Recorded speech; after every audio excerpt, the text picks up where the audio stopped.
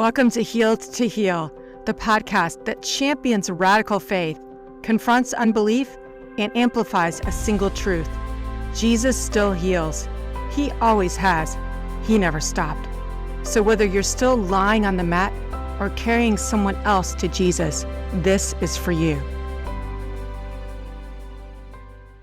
Hi, friends, and welcome back to Heal to Heal. I'm so glad you're with me today. I'm super excited about our guest, Jill Camacho, the thoughtful and authentic voice behind the wonderful podcast, Halfway to Sunday. Her story is really powerful, and I think in a lot of ways exemplifies what we are trying to do with Heal to Heal, because we all have a mission to bring the things that God has done in our own lives to other people. Jill has built an incredible community of listeners around real heart-to-heart conversations about faith, about joy, about spiritual depth, not just on Sundays, but in the everyday in-between moments of life. Her wisdom, vulnerability, and grounding in Scripture invite people to think deeply, walk closely with God, and live out their faith in honest, transformational ways. I was personally so struck by her genuine spirit and her heart for Jesus. And so I'm so glad she's here. Jill, welcome to the show. My gosh, I am so honored. Thank you for having me. Well, it's wonderful. And you've told me some things about your background that I thought were so interesting. Your story has so much richness and vulnerability. I mean, you were not somebody that grew up in a really strong faith family. Can you tell us a little bit about your faith journey, about how it began? And how you are? Absolutely. So I guess I did grow up in a faith-filled family, but just not one that I believe in anymore. It is a very different faith walk for me now. And so I think that is an important distinction because I've been following the Lord for the past decade, and it has completely changed my life. So I love that you're starting there because that's a huge part of who I am. But it's really kind of cool. My kids were actually the catalyst to bringing us to faith. And so I had a history, if you will. I was a teenage pregnancy statistics, and it's not everything and all a part of my story, but it definitely is the beginning of why I really didn't want to believe in God anymore.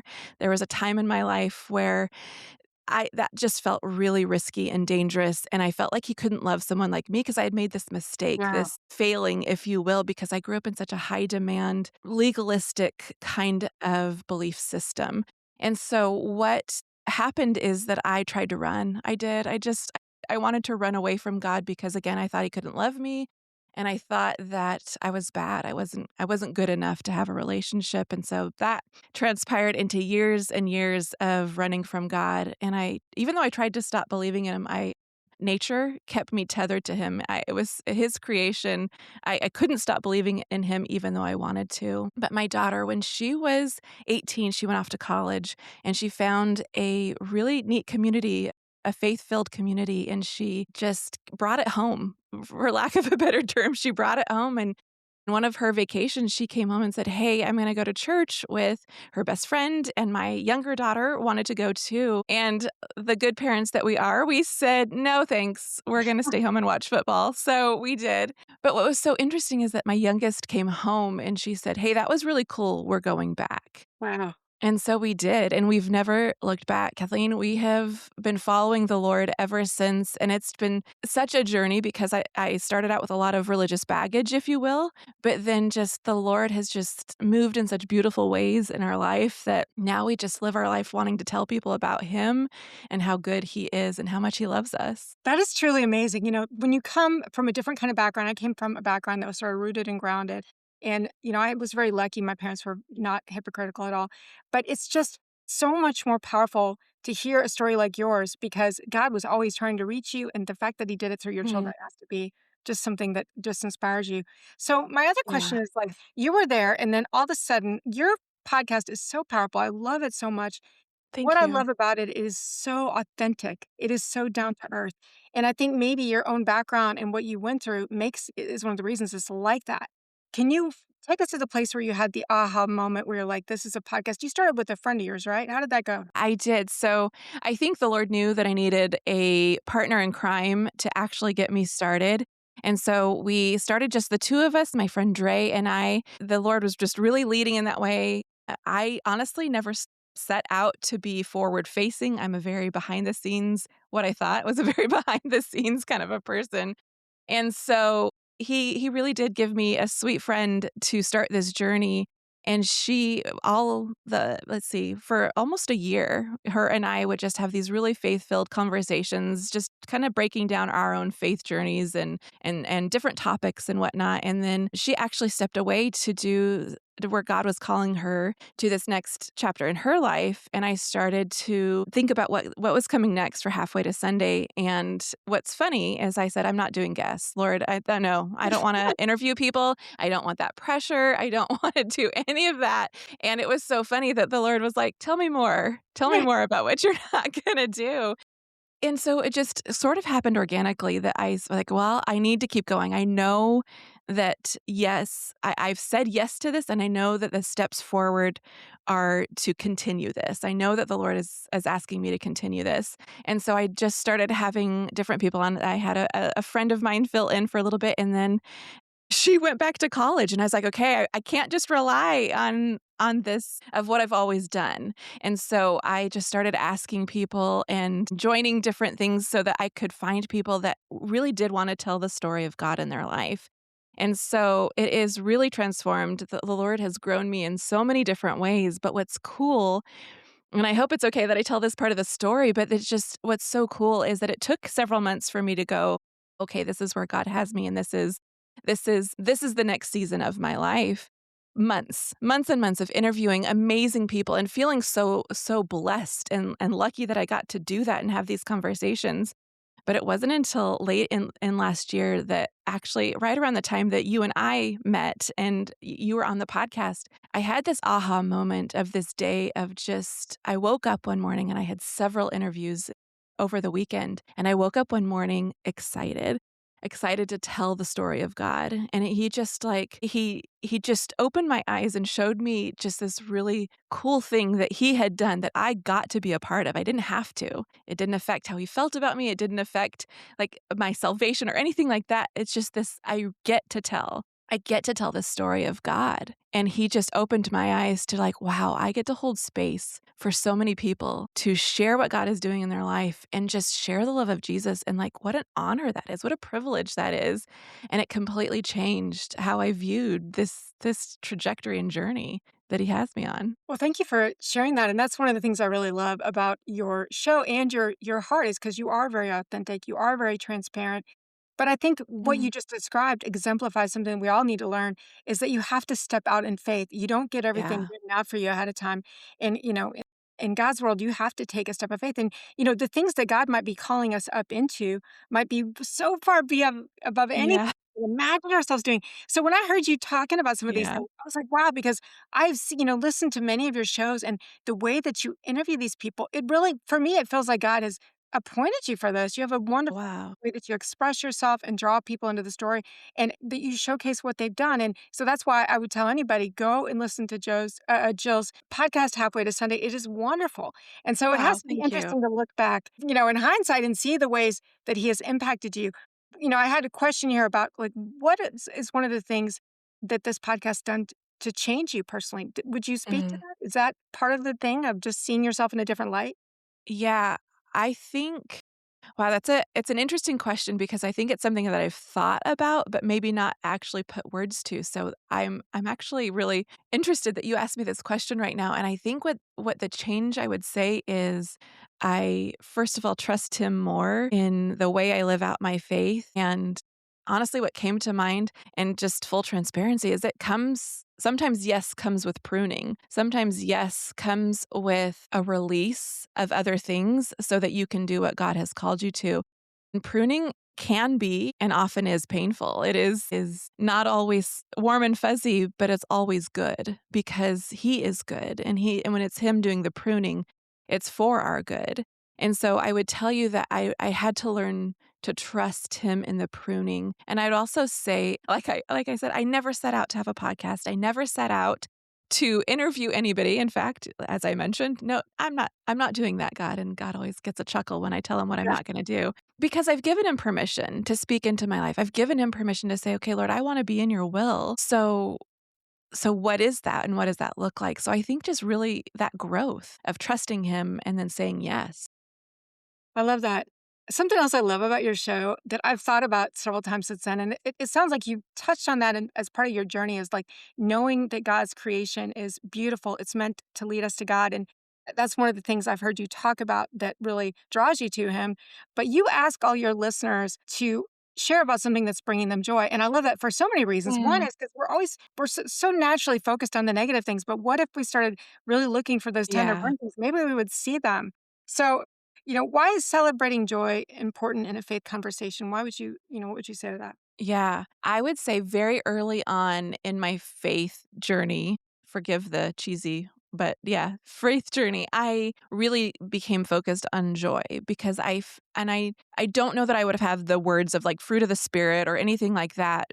It was just that I became so obsessed, if you will, with joy. I wanted to learn more about it. I wanted to point people to it because, like you said, there's so much negativity, there's so much darkness in the world. And this is not faith centered at all, but so it's probably going to make you laugh. But it started with a Marvel movie. It started with Okay. Baby Groot dancing, and my daughter had a really tough day. And we happened to put it on because I know it made her giggle. And so the song that goes with it is Mr. Sunshine. And it was just, it brought us joy. We started laughing. It didn't solve the problem, but it helped us maybe recenter. It helped Yeah. us to kind of come back to ourselves and not focus quite so much on the problem. And so then it just started me thinking of like all the songs and movies and TV shows that bring me joy, that make me laugh or make me feel something. And so I made a playlist. And I know that's so funny when we're talking about faith and all these things, but I really do feel like God can use things Absolutely. all over this world, all over our lives that can bring us to him, and ultimately it did because that just started this movement. I have this Instagram account and newsletter called Ridiculous Joy that I've kind of tapered back from now that I'm doing more with Halfway to Sunday, but it's that idea of we can find joy even in the dark places, even in the ridiculous, even when it feels ridiculous or you're embarrassed by it, we can find joy because the joy giver is in everything. And so it's still a part of who I am, and I think that starting each episode is, I don't know, maybe it's just my way of just reminding all of us that joy can be found. I love that so much. And I've been trying my best to study neuroscience. I don't pretend that I know that much about it, but I'm learning about it. And the way that God designed our minds, it's so fascinating, right? Yeah. Because the more I do that, if I actually make an intentional choice to focus on joy, Yeah.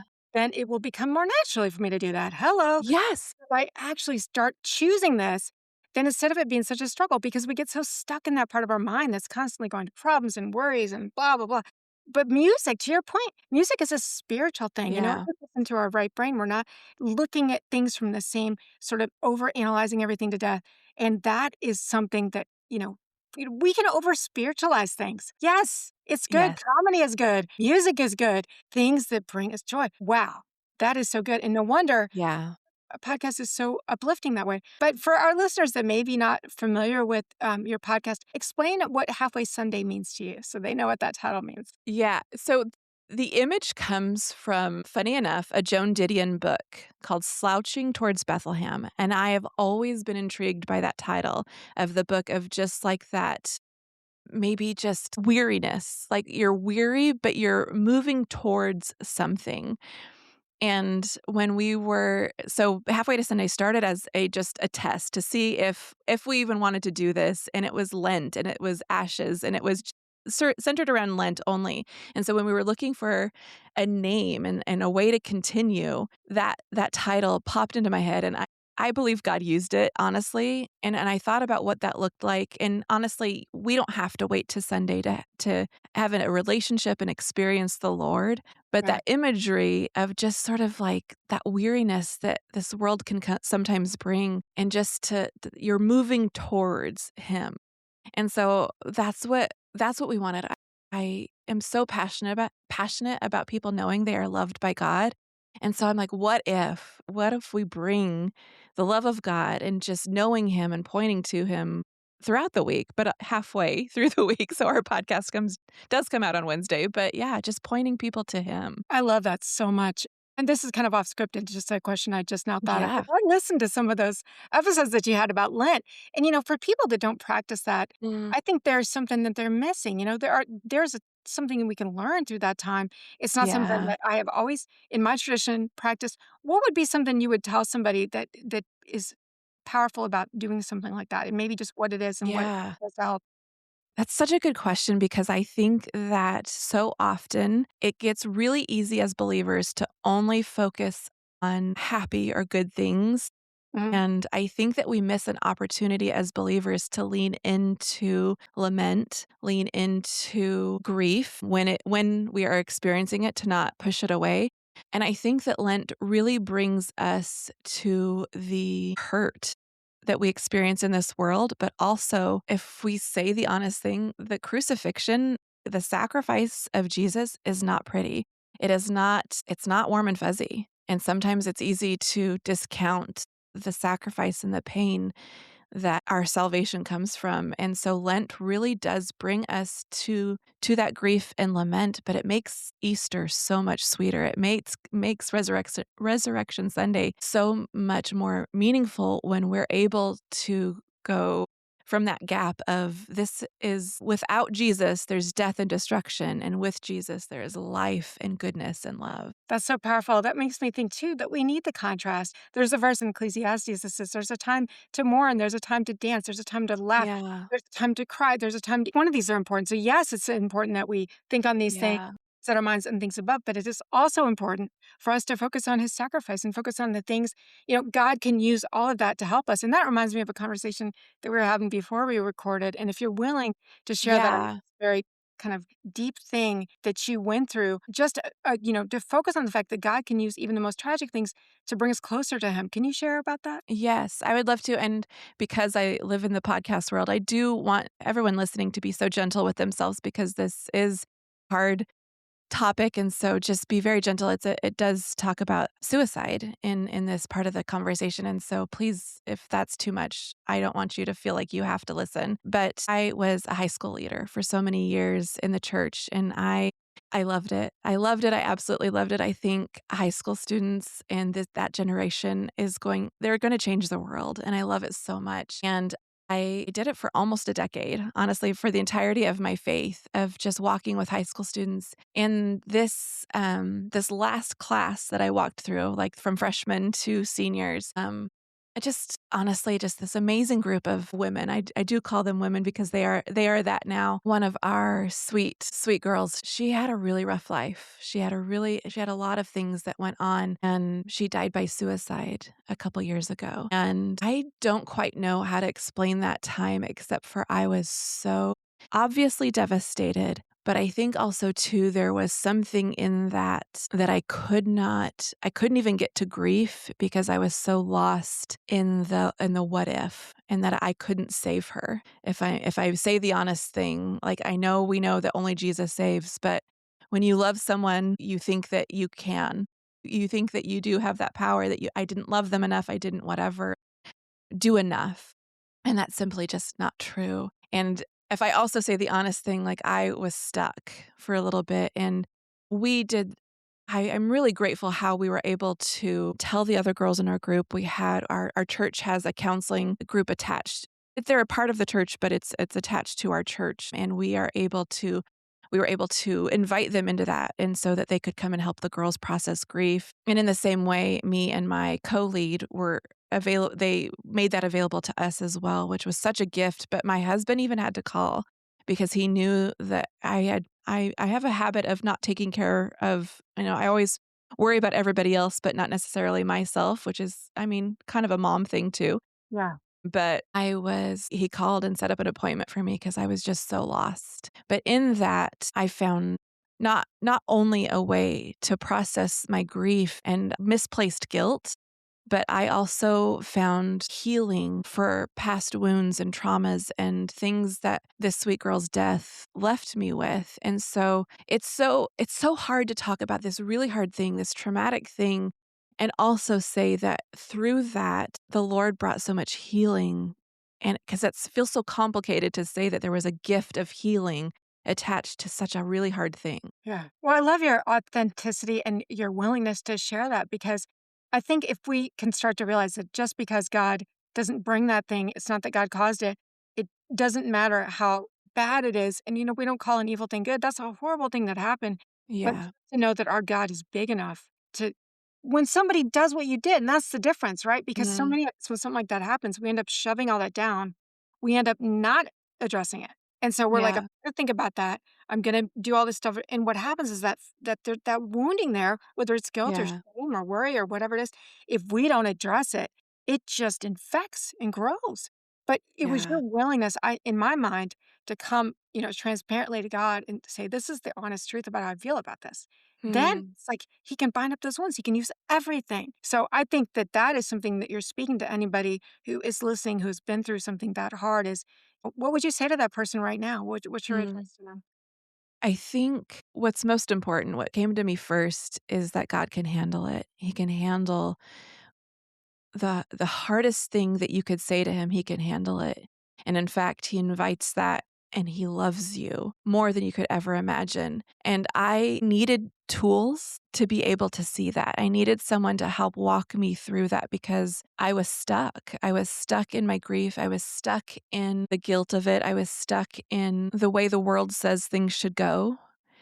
And so I would say also to anybody listening who feels stuck, who feels like it's too hard, that it's okay to ask someone for help. And there are licensed professionals and that do have a Christian background. And I begin to tell you what a gift my sweet Lisa is, my counselor and therapist who gave me tools to walk through what was really, really hard. And again, it butt up against things that I had shoved down. You said that. I shoved it down for years and years and years. And so I was able to find healing for things that didn't even apply to that current moment. And so it was just, I think, saying yes to the tools and asking for help, but also just that acknowledgement of, Lord, I trust you with this. Yeah. And that's really hard to say sometimes. It really is. Well, one thing that you and I have talked about that I really admire about you is you know and embrace the need to hear from God, to actually go to him. Mm, And so, you know, one of the things that I've heard you talk about is like coming to him as Papa, like, Lord, what's next? What should I do? And you've had mm, different parts that you've shared with me. What do you think that God is saying to you in this season of your life? You're doing mm. all these wonderful things with the podcast. What is your next Papa? What is that thing for you? Hmm. I wanna give a good answer because I'm like, there's what came to mind is last night, my husband and I help lead our foster and adoptive ministry at our church.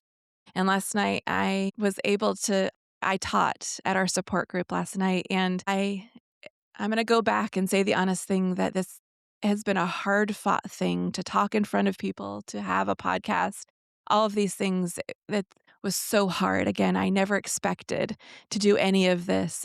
And the fact that I could get up in front of people and teach last night is so hard fought and so much a part of what God is growing in me because it was so like I could not speak in front of people for the longest time because of fear. And so last night I spoke on faith over fear Wow. because when we allow fear to drive, then we don't get to experience what God has for us. And I lived my life for so long, for so many years before Jesus and even after Jesus, of knowing Jesus and walking with Jesus. I let fear drive a lot. And so I feel like what he is showing me in this season is that is first of all, our fears are not bad. That Yeah. they're there for a reason, but they don't get to make the decisions. And so when we walk open-handedly and saying, "Okay, God, this is yours. This is all of this is yours. My life is yours. This podcast is yours. This ministry is yours. What do you want to do with that?" When you give him permission to speak into your life in that way, he will. And so I think that's what I'm learning is just to let him speak and not only that, like to listen and say yes, because it's so easy to ask for something, but if we hear it and we don't follow through or do what he's inviting us into, then what's the point? What's the point in asking? And so I think that the trust and learning to trust him even more with every yes is I think what I'm learning. Well, obviously, that's exactly what he's doing because if somebody would have told me that you didn't have a background in the teaching ministry or that wasn't already something that you did, I would have thought, "What? Because, when I hear you, I didn't know about those earlier fears or those kind of things. And you've interviewed so many different kinds of people on your podcast. Do you feel like God has Mhm. brought you those people? Like, there's so much diversity and so much inspiration. Do you have and you and your husband, I guess I don't want to do like the 7 questions in one thing that I always do. But I love that you and your husband are sort of a team. What's that like? So there's many answers, so I'm gonna try to be as concise as possible. I feel like I can't answer this question without telling you this part of my story that if you had told me 10 years ago that Alonso and I would have a podcast together, that we would run 2 ministries together, I would have said, "Yeah, right. No, I that's not even possible." And so a really cool part of our story is we get to share the side of us that was before Jesus and the side of us that is after Jesus.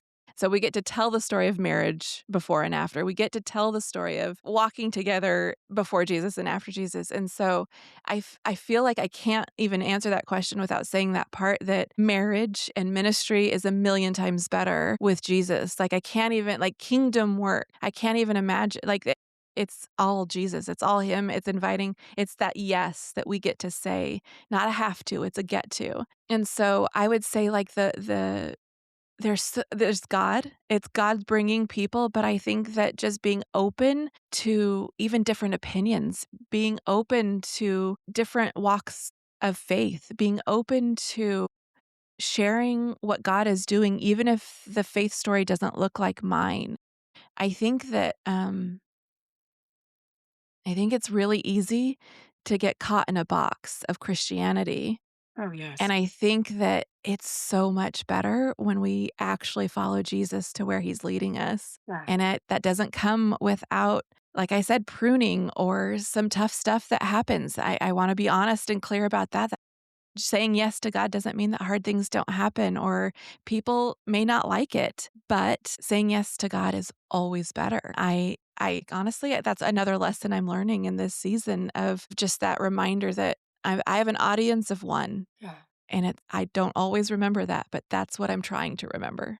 Wow, that's a lot, and there's so much there, and I love what you were saying too about we are have such a tendency to get so rigid in our Mm, interpretations and decide that we have the answers and everybody else doesn't. And but when you're confronted with the life stories and the way that God has moved in mhm. somebody's life, it's impossible to do that. We have to realize that God is bigger than Yeah. some of our little closed ideas, and that He wants for all people to be saved and come to a knowledge of the Yeah.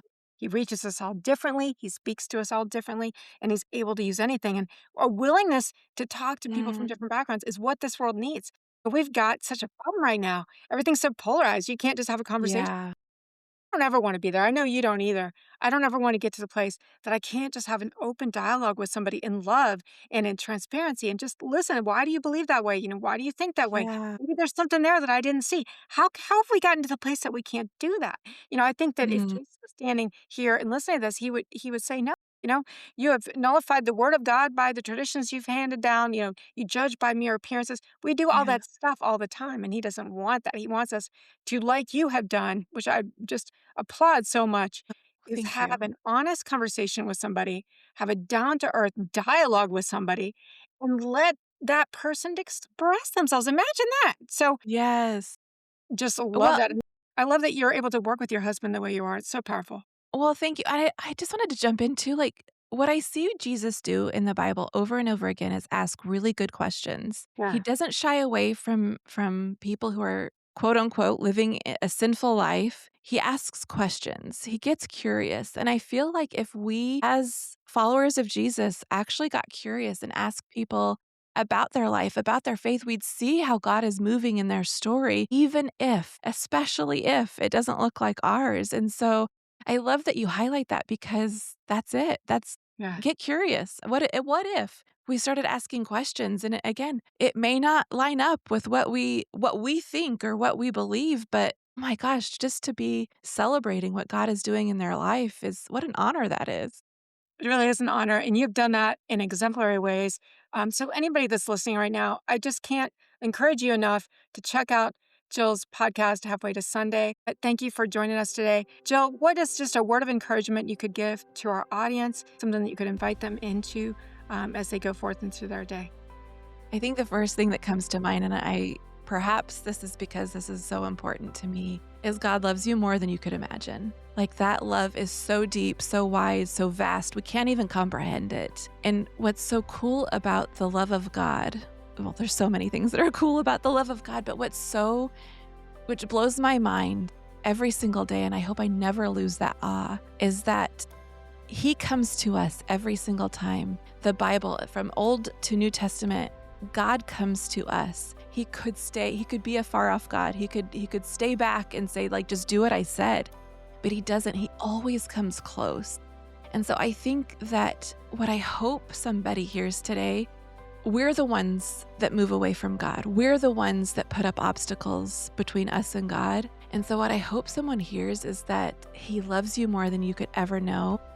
And just to let Him love you. Whatever that looks like, however He's meeting you, however He is approaching you in this season, just let Him love you. It is just so good. Life is so good with Him. That's so beautiful. You know, listeners, here is a woman whose life has been dramatically changed by the living God. Not because, it was easy, not because it was all laid out for her, but because she had one yes that led to another yes, and it is inspiring. So Jill, thank you for your graciousness. Thank you for what you're doing and the work that you're doing. And I look forward to having you back on the show. Absolutely. For everybody else, just remember that Heal to Heal is where you come to receive healing and then carry that healing to the world. Heal to Heal. God bless you.